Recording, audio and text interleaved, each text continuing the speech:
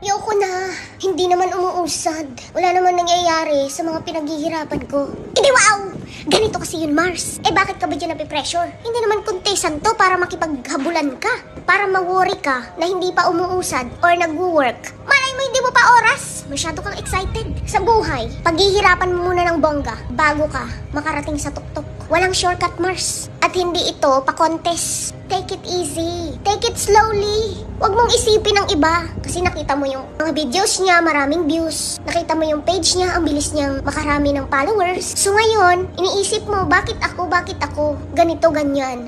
Kasi nga, pinagkukumpara mo yung sarili mo sa iba. Just be happy for them kung mabilis silang naka-reach ng 100,000 followers, million followers, because nakatanda na sa kanila yun. Baka ikaw na yung susunod. Kaya be grateful, be thankful, para mas lalo kang paulanan ng biyaya. Malay mo bukas, ikaw na pala yung susunod. We never know. Kaya stop comparing yourself to others kasi hindi siya nakakatulong. Nakaka-stress. Pag ba ikaw ay tumigil, may mangyayari ba? Wala. Kapag ba ikaw ay tumigil, dadami ang followers mo? Hindi. Kapag ba ikaw ay titigil, dadami ang views mo? Wala. Kasi tumigil ka, hindi ka nagpatuloy. Kaya keep going no matter what. Because I believe in you. I believe in your talent. May talent ka, Mars. Gamitin mo yan. Sit back and relax. One day, you will get there. You just have to be patient. Char!